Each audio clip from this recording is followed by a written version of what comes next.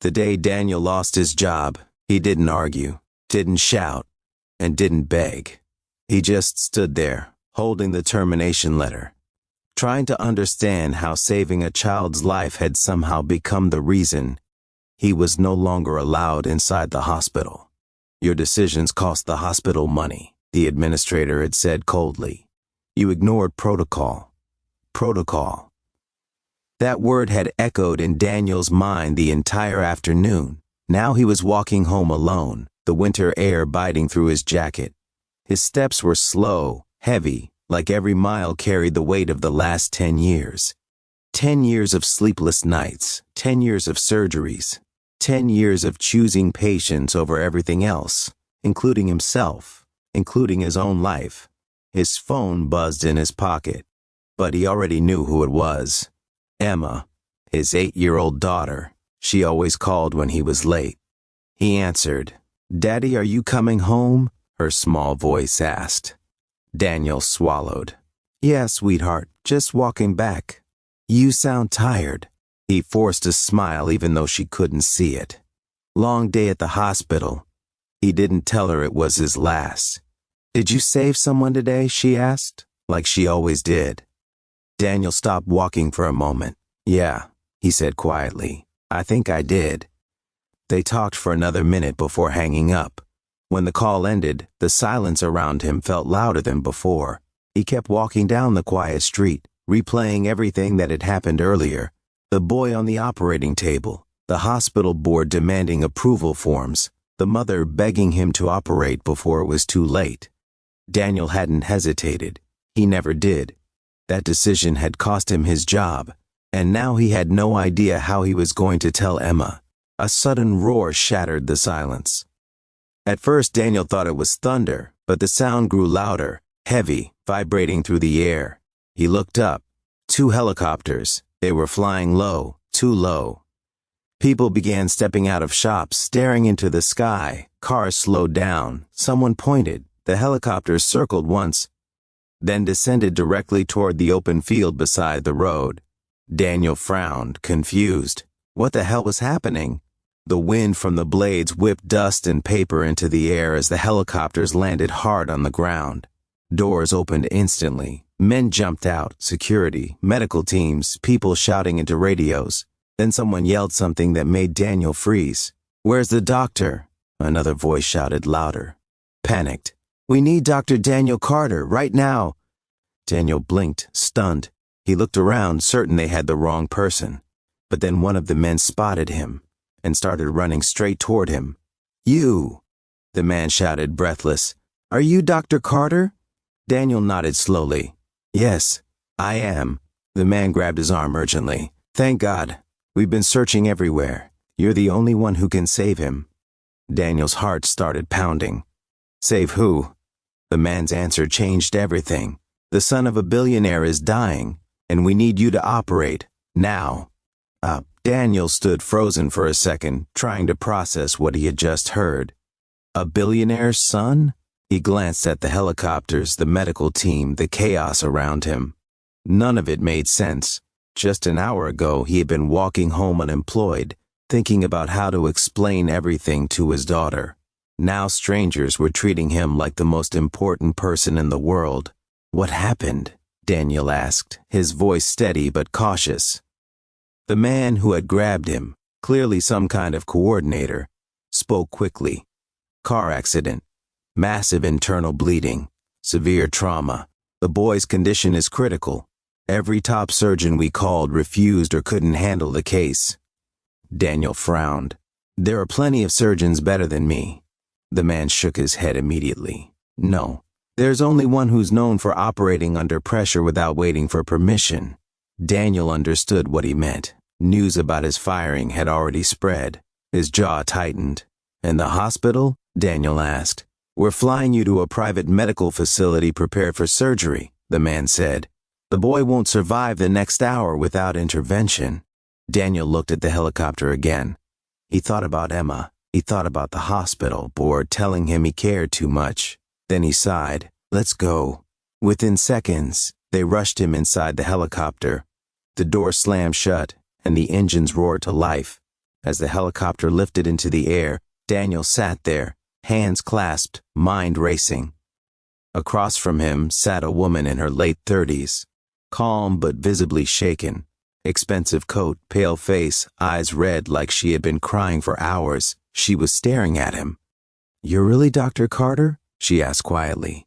Daniel nodded. "Yes." She exhaled like she had been holding her breath for hours. "I've heard about you," she said. Daniel wasn't sure how to respond. The woman continued, her voice trembling slightly. "My son, Ethan, he's only 10. Daniel leaned forward slightly. "What exactly are his injuries?" She hesitated before answering, like saying it out loud made it more real. "Internal bleeding, head trauma, multiple organ damage. Every hospital we contacted said the chances were low." Daniel listened carefully. His mind had already switched into doctor mode. What treatment has he received so far? Emergency stabilization, blood transfusions. But the surgeon said the operation is extremely risky. Daniel nodded slowly. "That's why you came for me." The woman met his eyes. "No," she said honestly. "We came for you because you're the only one who didn't walk away from a dying child." That sentence hit harder than she probably realized. Daniel looked out the window as the city lights passed below them. For the first time that day, he felt something different from exhaustion or frustration. Purpose. After a few moments, the woman spoke again. "My name is Victoria Hale." Daniel recognized the name instantly. Victoria Hale, one of the most powerful businesswomen in the country. But right now, she didn't look powerful at all. She just looked like a terrified mother. "Please," she whispered, her voice breaking slightly. "Save my son." Daniel looked back at her. "I'll do everything I can." The helicopter began descending toward a massive private hospital complex, lights glowing everywhere. Medical teams were already waiting on the rooftop. As the helicopter landed, Daniel had no idea that this surgery wouldn't just change the boy's life. It was about to change his, too. Before we continue the story, drop a comment telling me where you're watching from. And if you ever loved someone with your pure heart, subscribe to this channel so you never miss the best stories. The moment the helicopter doors opened, Daniel was pulled straight into motion. Doctors, nurses, and emergency staff surrounded him instantly, talking all at once. Someone handed him a tablet filled with medical scans. Another person pushed open the doors to the operating wing. "Vitals are unstable. Blood pressure dropping again. We've prepared operating room 3. Daniel walked fast while scanning the reports. Multiple internal injuries, severe bleeding near the liver, brain swelling, fractured ribs pressing against organs. It was worse than he expected. "Who's the lead surgeon here?" Daniel asked without looking up. A nervous-looking doctor beside him spoke. "Technically, you are now..." Daniel stopped walking for half a second. He had just been fired from a hospital a few hours ago, and now he was leading one of the most critical surgeries of his career. "All right," Daniel said calmly. "Then let's move." They entered the operating room. Ethan lay on the table, small and pale under the bright lights. Machines beeped rapidly around him. The boy looked fragile, like his body had already fought too hard. Daniel took a slow breath. This was the moment where everything else disappeared. No job, no politics, no hospital board, just a patient who needed him. He began giving instructions immediately. "Prepare for emergency abdominal surgery. We control the bleeding first. After that, we stabilize the organs. Someone keep monitoring brain pressure closely." The room moved quickly. For the next few minutes, everything was preparation. Scrubbing in, equipment checks, anesthesia adjustments. Through the glass wall of the operating room, Daniel briefly noticed Victoria standing outside. Her hands were clasped tightly together. She wasn't blinking. He knew that look. He had seen it on hundreds of parents. The look of someone placing their entire world into a stranger's hands. The surgery began. The first incision revealed what Daniel had feared. "Bleeding is worse than expected," one of the assistants said quietly. Daniel nodded. Suction. Minutes passed. then an hour. The room grew tense. At one point, a nurse whispered, "We're losing him." Daniel didn't panic. "Not today," he said firmly. "Clamp here." Everyone followed his lead. He worked with intense focus, steady hands, sharp decisions.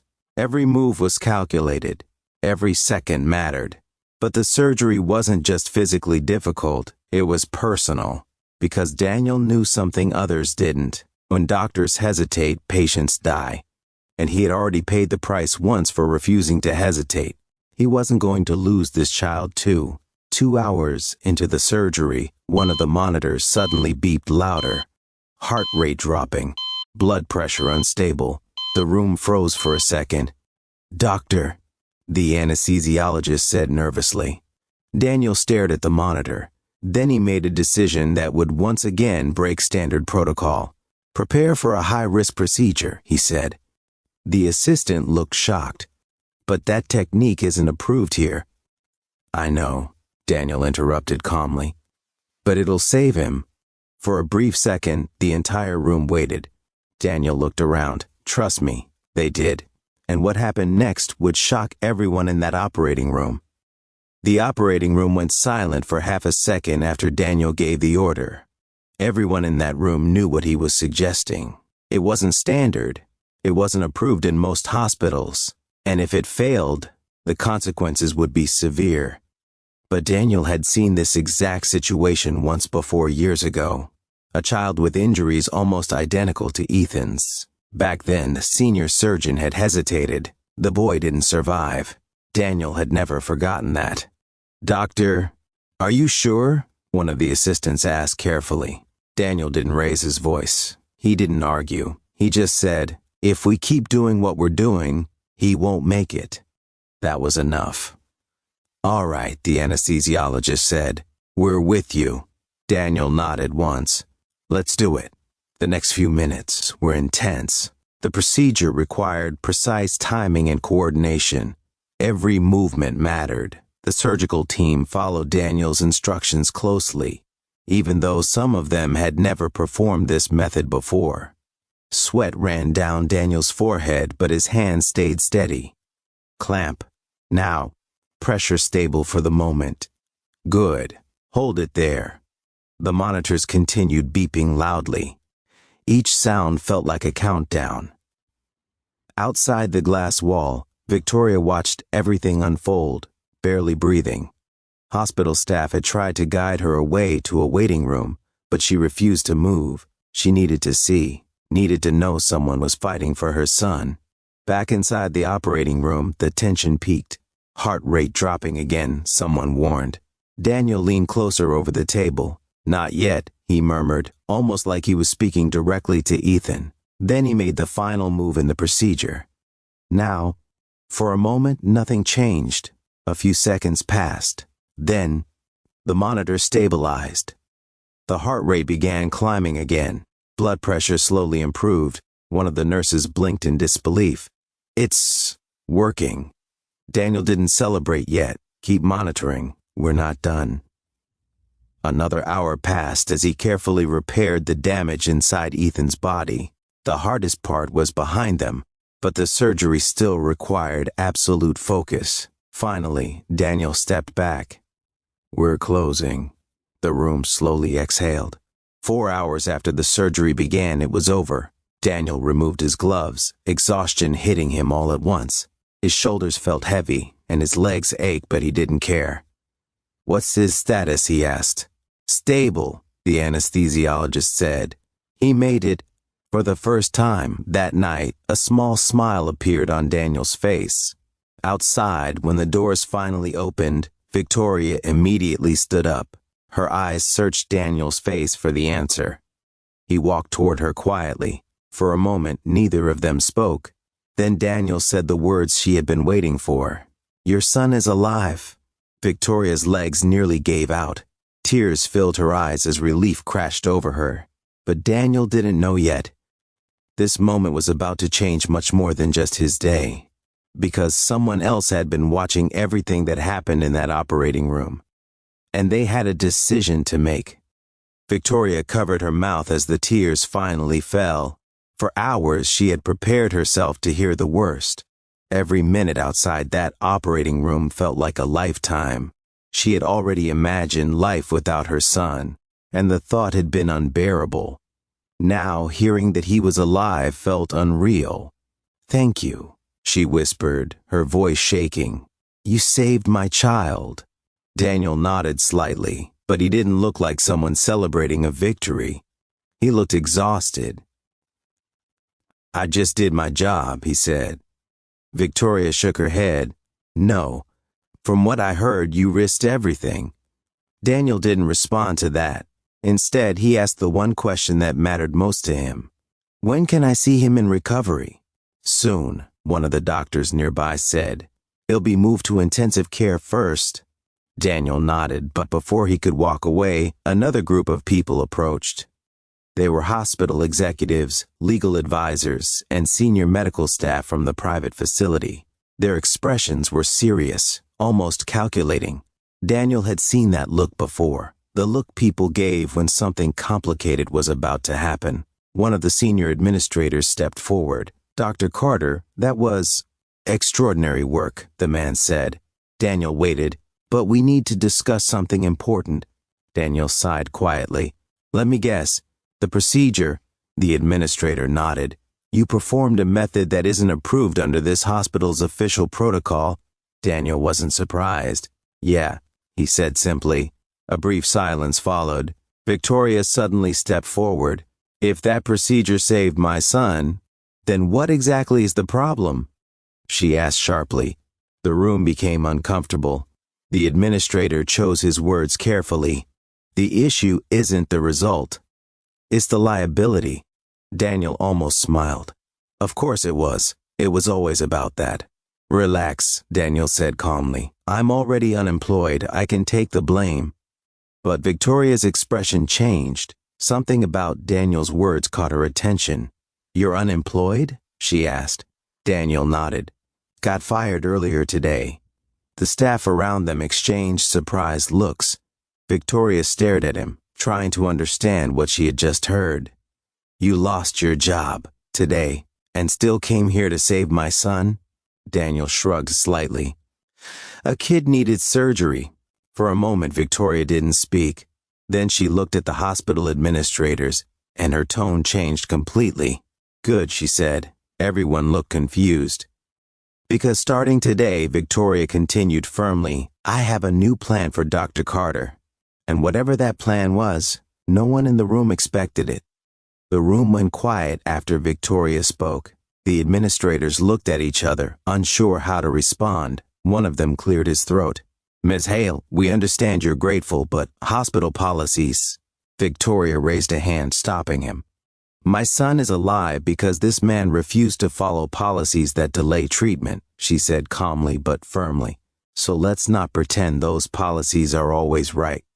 Daniel stood there, slightly uncomfortable. He wasn't used to being defended like this. "I appreciate it," he said, "but you don't have to."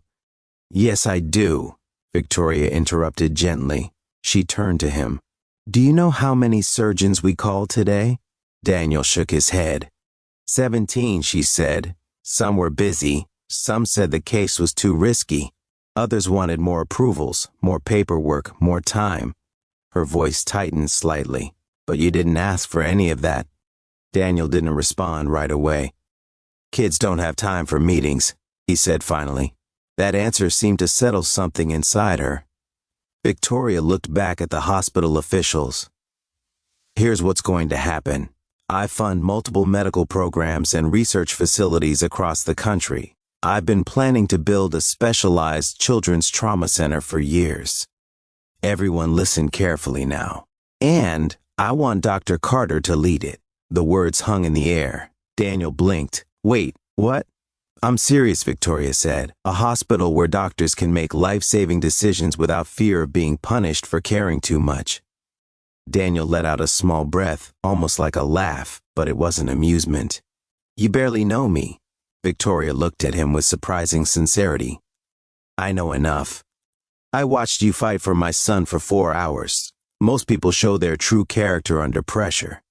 Daniel looked down for a moment, thinking about Emma, about losing his job, about the uncertainty waiting for him at home. "This sounds big," he said carefully. "It is," Victoria replied, "but it's also necessary." One of the administrators stepped in again. "Building something like that takes time, approvals, planning." "I'm aware," Victoria said calmly, "and I'm prepared." Daniel rubbed the back of his neck, still processing everything. Just hours ago, he had been worrying about how to pay bills. Now someone was offering him the chance to run a medical center. It felt unreal. Then he asked the one thing that mattered most. "If I say yes, will we actually focus on patients first?" Victoria didn't hesitate. Yes. For the first time that day, Daniel felt something shift inside him. Maybe losing his job wasn't the end. Maybe it was the beginning of something he never expected. But before he could answer, a nurse hurried toward them. "Dr. Carter," she said quickly, smiling. "Ethan just woke up." Daniel looked up immediately. And what happened next would make this night unforgettable for everyone in that hospital. Daniel walked quickly toward the intensive care unit, Victoria right beside him. The long hallway felt strangely quiet after everything that had happened. Inside the ICU room, Ethan lay in the bed surrounded by machines and soft beeping monitors. His face was pale, but his eyes were open. He looked confused, still waking from anesthesia. Victoria froze at the door for a second, overwhelmed. Then she rushed forward and gently held his hand. "Ethan, honey, I'm here." The boy blinked slowly. "Mom?" Her voice broke as she nodded. "Yes, sweetheart, you're safe." Daniel stayed near the doorway, giving them space. Moments like this were the reason he had become a doctor in the first place. After a minute, Ethan looked past his mother and noticed Daniel. "Is that the doctor?" the boy asked weakly. Victoria smiled through tears. "Yes, he's the one who saved you." Ethan studied Daniel for a moment, then whispered something unexpected. "Thank you for not giving up." The words hit Daniel harder than he expected. He walked a little closer and nodded. "You did most of the fighting," Daniel said gently. "I just helped." The boy gave a faint smile before drifting back into sleep. The room stayed quiet for a few seconds. Victoria wiped her tears and turned to Daniel. "I don't think you realize what you did tonight," she said. Daniel looked at the sleeping boy. "I do," he replied. "I saved one life." Victoria shook her head slowly. "No," she said. "You reminded a lot of people why this profession exists." Daniel didn't know what to say to that. For years, he had been fighting systems, paperwork, and decisions made by people who had never stepped into an operating room. Most days, it felt like he was the only one who still believed patients should come first. But tonight felt different. As they stepped out of the ICU, Victoria spoke again. "So," she said, "about the Children's Trauma Center." Daniel gave a small, tired smile. "You're not going to drop that idea, are you?" "Not a chance." Daniel leaned against the wall for a moment, thinking. He imagined a hospital where doctors didn't have to choose between rules and lives. A place where children like Ethan didn't lose time because of approvals. And he imagined Emma, what kind of future he wanted her to see. Finally, he looked back at Victoria. "If we build it," he said, "we do it the right way." Victoria nodded immediately. Agreed. For the first time since he was fired, earlier that day, Daniel felt hopeful. But the real impact of that decision was still waiting for him at home. It was late at night when Daniel finally walked through the door of his small home. The day had felt like a lifetime. He had left that morning as a surgeon with a stable job, and returned as someone who had lost everything and somehow gained something much bigger. The living room light was still on. Emma was asleep on the couch, a blanket wrapped around her and a book resting on her chest. She had clearly tried to stay awake waiting for him. Daniel smiled softly. He gently picked her up and carried her to her room, but halfway there her eyes opened slightly. "Daddy?" she mumbled. "Yes, sweetheart. I'm here. You're really late today." Daniel chuckled quietly. "Yeah, today was kind of a crazy day." She blinked sleepily. "Did you save someone?" Daniel paused for a moment, then he nodded. Yeah, he said softly, and I think something good happened because of it. Emma smiled, satisfied with that answer, and quickly fell back asleep. After tucking her in, Daniel sat alone in the living room, thinking about everything that had happened. Losing his job, being found in the middle of the street, the surgery, Victoria's offer. It still felt unreal. Just then his phone buzzed. It was a message from Victoria. We're starting the process tomorrow. The new Children's Trauma Center will happen, and I want you leading it. Daniel stared at the message for a long moment. Earlier that day, he had thought his career was over, but now it felt like his real purpose was just beginning. He looked toward Emma's room and smiled. Sometimes life breaks something in order to build something better, and sometimes the moments that feel like the end are actually the start of the biggest change. This story teaches us that true compassion, integrity, and courage to do the right thing always find their way back as blessings. Daniel was fired for caring too much, but in the end, that same quality changed his life and saved another.